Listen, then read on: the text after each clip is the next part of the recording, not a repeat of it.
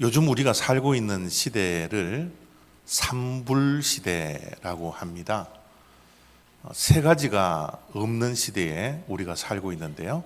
이 삼불이 뭐냐 하면 불신, 불화, 불감, 이 세 가지입니다. 우리가 서로 믿고 서로 신뢰하고 살아야 합니다. 그래야 우리가 불안이 없어집니다.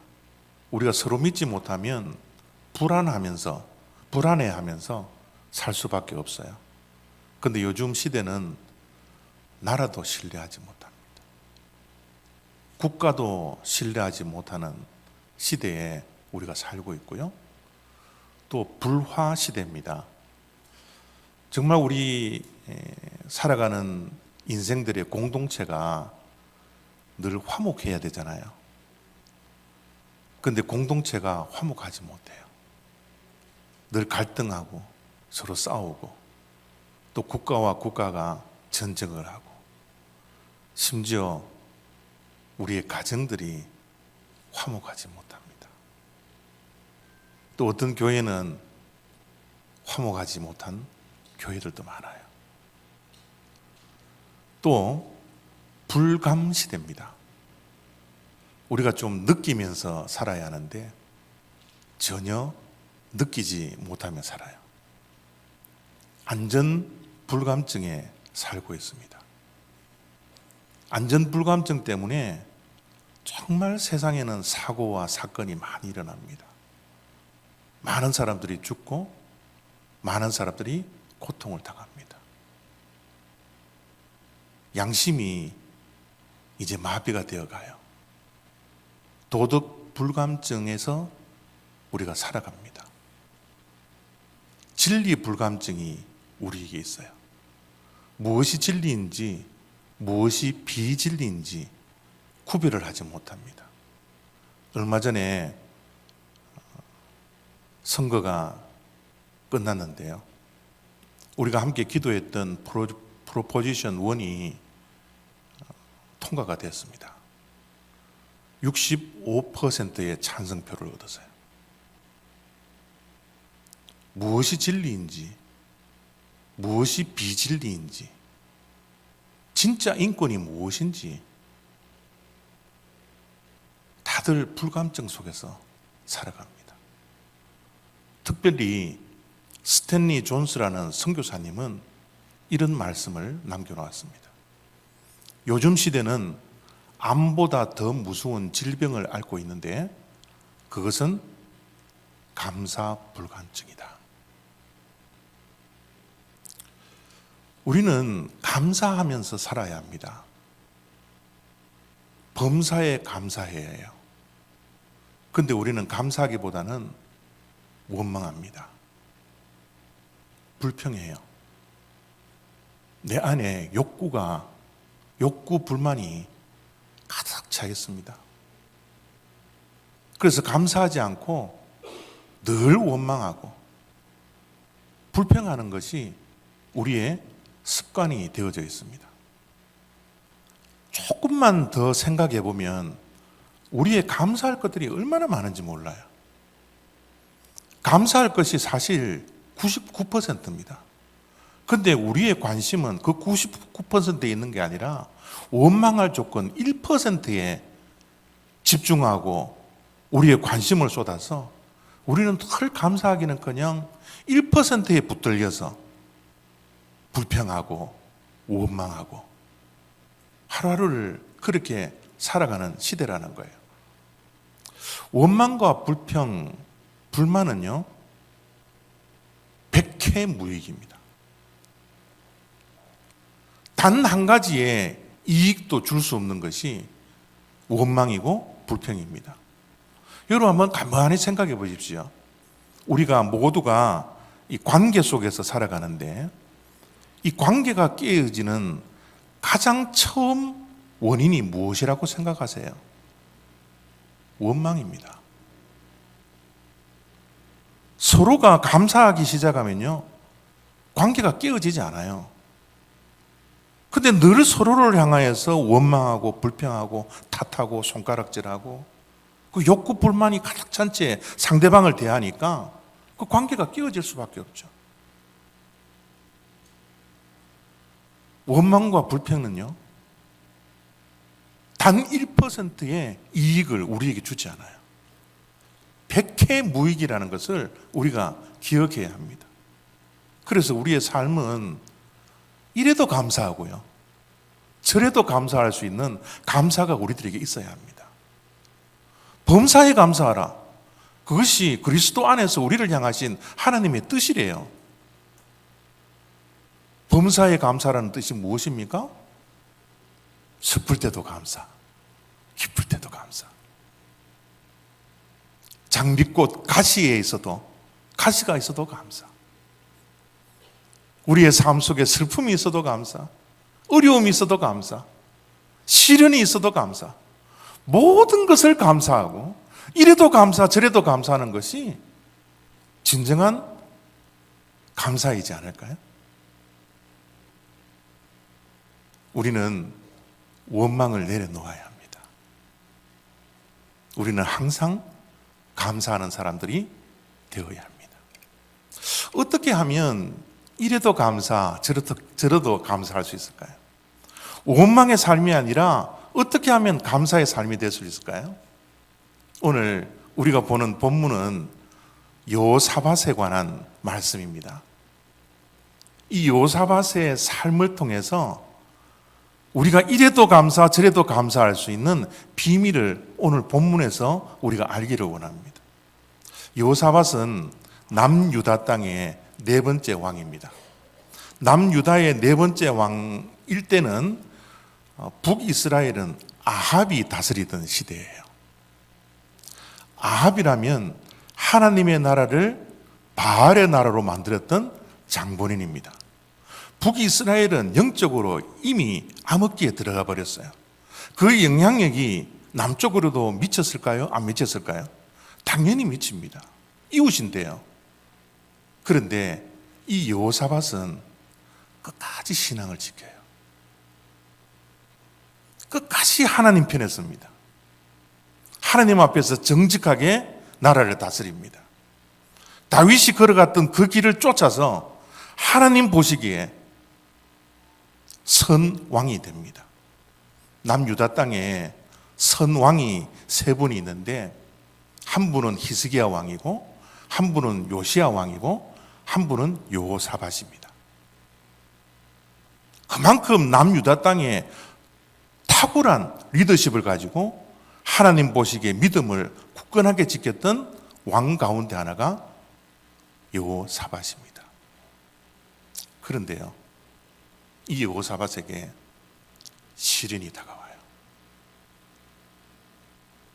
이렇게 신실하게 하나님 편에 서서 나라를 다스리고 우상 숭배를 하지 아니하고 신앙을 끝까지 지켰던, 밤마다 날마다 몸부림쳤던 그 여호사밧에게도 시련이 다가오고 역경이 다가왔습니다.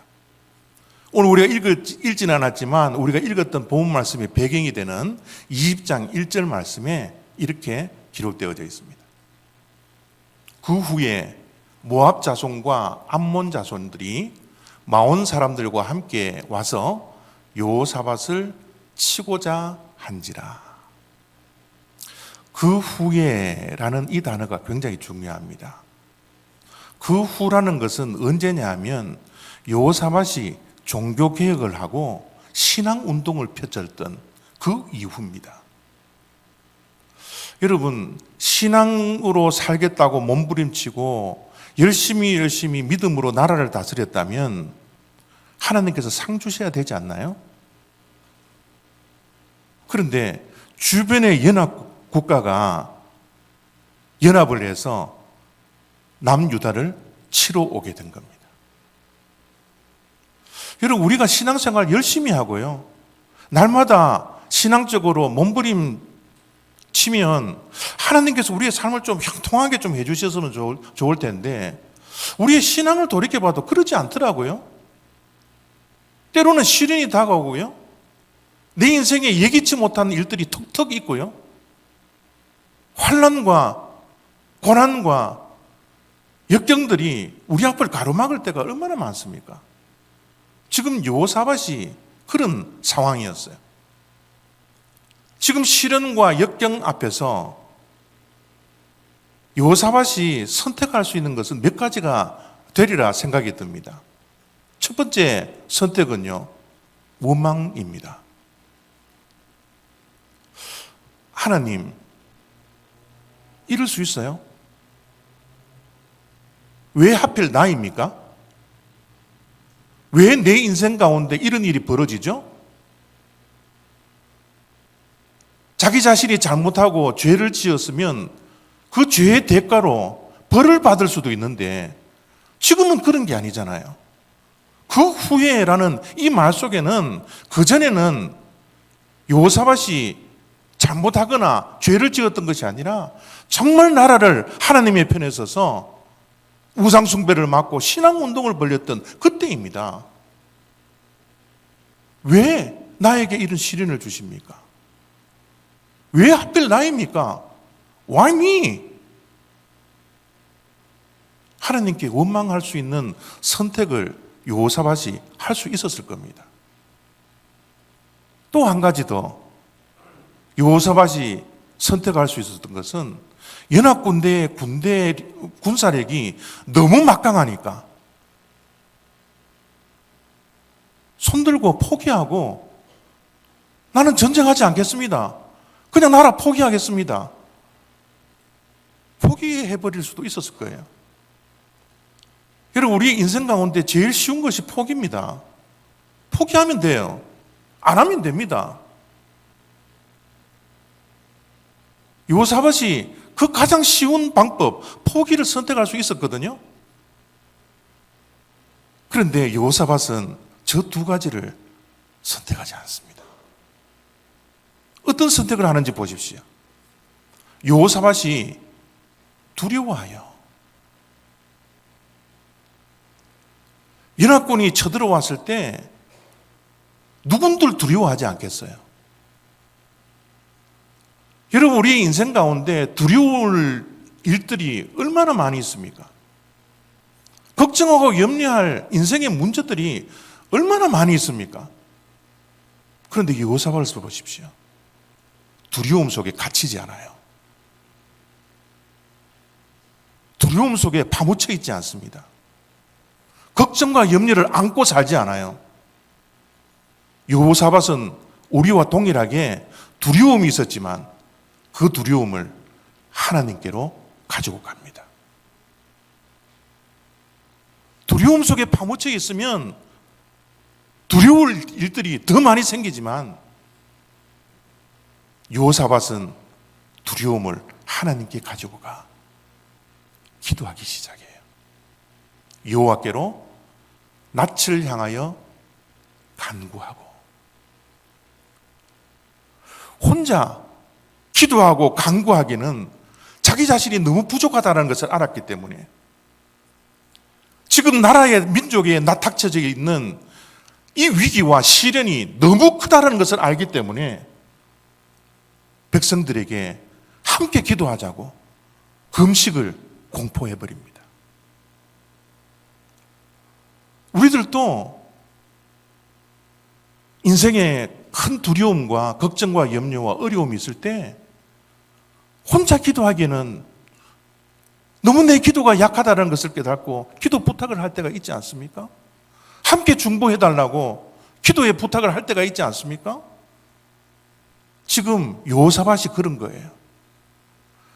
두려움을 가지고 여호와께 나아가서 하나님께 간구하고 기도했고, 또한 주변에 있는 백성들에게, 온 백성들이 일어나 하나님께 함께 기도하고 간구하자고, 금식하자고 기도를 공포하고 있는 것이죠. 여호사밧은 포기하지 않고 원망하지 않고 기도를 선택합니다. 여러분, 기도는 최후의 수단이 아니에요. 기도는 최초의 선택이 되어야 합니다. 우리의 인생 가운데서도 여호사밧을 공격하러 치러왔던 그 연합군이 우리의 삶 속에 들어와 우리를 괴롭힐 때가 있어요. 예기치 못한 일들이 우리 앞을 가로막을 때가 얼마나 많습니까? 염려와 걱정과 두려움에 사로잡혀 아무것도 할 수 없는 그런 때가 우리들에게 있지 않아요? 여호사밧은 이것도 해보고 저것도 해보고 이것도 안 되고 저것도 안 되니까 하나님을 붙든 게 아니에요. 하나님께 기도한 게 아닙니다. 요한은 이것도 하기 전에 저것도 하기 전에 먼저 하나님께 나가 기도합니다. 백성들을 향하여서 먼저 하나님께 금식하고 기도해서 이 문제를 해결하자고 금식을 선포합니다. 그렇게 금식을 선포하고 먼저 하나님께 기도를 하기 시작하는데요. 우리 또한 어떤 문제가 있고 어려움이 있을 때 아기가 문제가 있으면 가장 먼저 하는 것이 엄마 부르잖아요. 엄마! 동일합니다. 우리도 문제가 있을 때, 내가 해결할 수 없는 문제가 있을 때, 인생이 실타래처럼 꼬여 있을 때 우리가 가장 불러야 할 것이 누구입니까? 여호와 하나님의 이름이지 않습니까? 어린아이들이 급할 때 엄마를 부르는 것처럼 우리 믿는 자들도 인생에 급한 일이 있고 어려움과 걱정과 염려가 있으면, 인생에 장애물이 있으면 누구의 이름을 먼저 불러야 합니까? 아버지 하나님이지 않나요? 여호와 하나님이지 않나요? 그래서 여호사밧은 가장 먼저 이것하고 저것하고 하는 것 말고 여호와께 기도하기 시작했던 거예요. 기도를 하는데 그 기도의 내용을 한번 가만히 들여다보십시오. 우리 하나님이요, 우리를 치러 오는 이 큰 무리를 우리가 대적할 능력이 없고 어떻게 할 줄도 알지 못하고 오직 주만 바라보나이다. 참 여러분, 저는 20장 12절의 말씀을 읽고 묵상을 해보면요, 제가 굉장히 가슴이 아파요.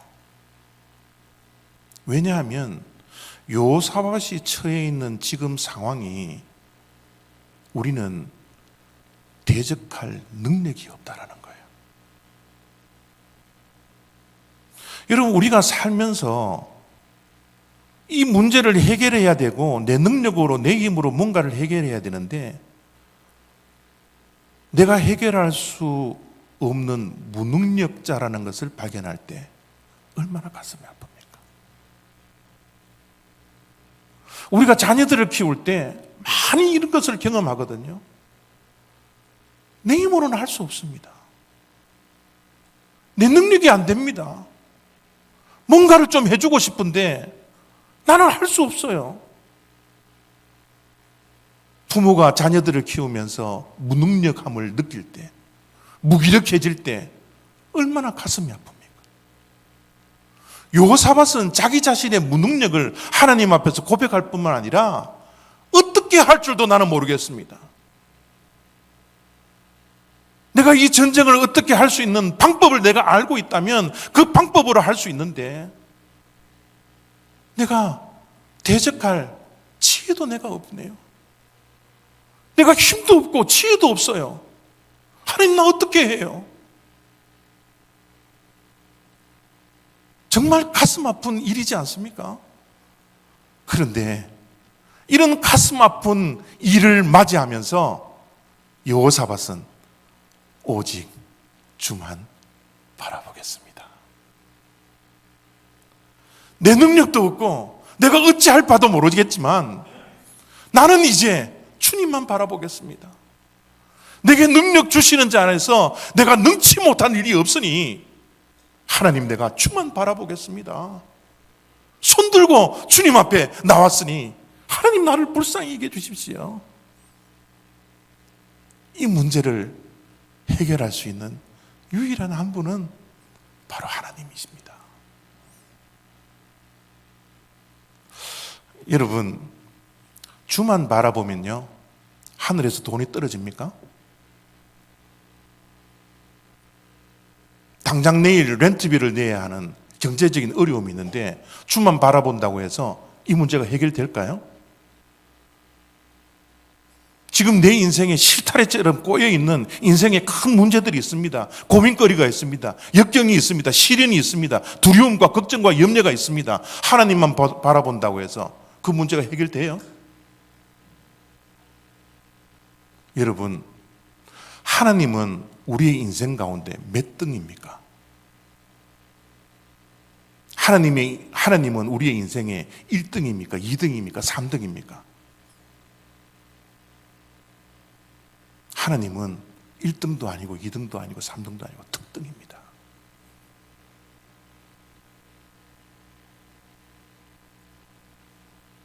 인생에 문제가 있어요? 어려움이 있습니까? 걱정과 염려가 있습니까? 하나님이 몇 번째에 있습니까? 우리는 주만 바라볼 수 있는 믿음이 우리들에게 회복되어야 합니다. 이 사회가 불신사회라고 이야기하지 말고 우리의 믿음이 하나님을 믿지 못하고 신뢰하지 못하는지 우리의 믿음을 다시 한번 점검할 수 있는 시간이 되어야 합니다. 여호사밧은 주만 바라보았어요. 힘도 없고 지혜도 없고 어찌할 바를 모르는 그 상황 속에서 주만 바라보며 기도합니다. 여러분, 기도하며 주만 바라보는 이 여호사밧에게 어떠한 일이, 어떠한 결과가 일어났는지 한번 보십시오. 노래하는 자들을 택하여 군대 앞에서 행진하며 여호와를 찬송하여 이르기를 여호와께 감사하세. 그의 인자하심이 영원하도다 하게 하였더니. 기도하니까 감사가 나오는 거예요. 주님만 바라보기 시작하니까 감사하기 시작하는 거예요. 두려움을 주는 인생의 문제를 바라보면 원망이 있고 걱정이 있고 염려가 있고 두려움이 있을 수 있지만 문제를 바라보지 않고 시련을 바라보지 않고 하나님을 바라보기 시작하니 하나님께 감사하는 찬송을 여호사밧이 하게 되는 겁니다. 여러분, 지금 상황은요, 감사할 조건이 하나도 없습니다. 지금 대적할 군사력이 적군에 비해서는 정말 보잘것없는 유다의 군사력이었습니다. 싸우면 백전백패입니다. 여러분, 전쟁에서 실패하면요, 모든 것을 다 빼앗깁니다. 모든 것이 다 파괴됩니다. 정말 처참할 수 없는, 처참하리 말할 수 없는 그런 결과들이 앞을 기다리고 있습니다. 그런데 그 가운데 감사한다고요? 여호와께 감사한다고요? 여러분, 전쟁을 앞두면 여호사밧 왕이 군사를 모집하고 칼과 방패를 준비하고 뭐 여러 가지 싸움을 준비를 해야 되지 않나요? 근데 여호사밧이 말이죠, 노래하는 사람을 택합니다. 그리고 군사들 앞에 나가서 노래하라는 거예요. 그것도 감사 노래예요. 인터넷에 찾아보니까 그때의 상황이 있었던 앞에 나가서 노래하는, 군대들 앞에 나가서 노래했던 그 찬양대가 저 모습으로 나오더라고요. 여러분, 저 모습이 혹시 눈에 보이실지는 모르겠지만 저것을 보면요, 두려움이 하나도 없습니다. 내가 지금 군사들 군대 앞에서 찬송하고 노래를 하면 이것은 총알바지가 될 수 있거든요. 전쟁에서 가장 먼저 죽을 수 있는 그런 상황입니다. 그런데 노래하고 찬송하고 감사하는 사람들의 얼굴에는 그런 두려움과 걱정과 염려가 하나도 없습니다. 얼굴에 얼마나 평온합니까? 얼마나 감사가 넘칩니까? 얼마나 기쁨이 넘칩니까? 여호사밧의 군대는 감사할 수 없는 상황 속에서도 오히려 하나님께 감사의 찬송을 하는 거예요. 그때 무슨 일이 벌어집니까? 그 노래와 찬송이 시작될 때에, 감사 찬송을 할 때 감사할 수 있는, 기뻐할 수 있는, 두려움이 없는 그런 일이 하나도 없을 때에 오히려 더 감사하고 오히려 더 하나님을 찬송하고 오히려 더 하나님을 바라보기 시작하는 그때에 여호와께서 복병을 두어 유다를 치러 온 암몬 자손과 모압과 세일산 주민들을 치게 하심으로 그들이 패하였으니, 그들이 찬송하고 감사하기 시작하니까 무엇이 일어났습니까? 기적이 일어난 거예요. 군사들이 칼 한 번 쓰지 않고 활 한 번 쏘지 아니하고 하나님께서 세워놓으신 복병들을 통하여서 연합군들을 물리치고 있는 겁니다. 감사는 기적의 씨앗입니다. 기적의 주인공이 되고 싶습니까? 감사하십시오. 시련 속에서도 감사하십시오. 이래도 감사, 저래도 감사하십시오. 하나님은 감사를 얼마나 좋아하시는지 몰라요. 여호사밧에 노래하는 자들이 감사할 수 있는 조건이 하나도 없음에도 불구하고 찬양하며 감사하니까 그 감사가 기적의 씨앗이 되어서 승리의 기적을 낳게 해주셨던 것이죠. 여러분, 하나님이 어디 계시는지 아십니까? 당연하죠. 하나님은 천국에 계시죠. 하나님 나라에 계시잖아요. 아버지 집에 아버지가 계시잖아요. 당연한 겁니다. 그런데 찬송가를 많이 지었던 아이작 왓츠라는 분이 천국이 있는 곳, 하나님께서 계신 곳이 바로 이런 곳이라고 말씀을 합니다. 첫 번째는 천국에 하나님이 계시고요, 두 번째는 감사하는 마음에 하나님께서 계십니다. 감사하는 곳이 천국입니다. 감사할 때 천국이 되어요. 우리의 가정이 감사가 넘치면 그곳이 천국의 지점이 됩니다. 교회가 감사가 넘치면 그곳이 천국입니다. 하나님께서 계신 곳, 그곳이 거룩한 곳이요, 하나님이 계신 곳이기에 그곳에는 기적이 일어납니다. 감사하기 시작하니까, 감사의 찬송을 하기 시작하니까 도저히 패할 수밖에 없는 그 전쟁에도 하나님께서 그 전쟁에 개입하셔서 하나님께서 기적을 만들어 주셨던 겁니다. 사랑하는 성도 여러분, 감사는 선택이 아닙니다. 감사는 우리의 습관이 되어야 합니다.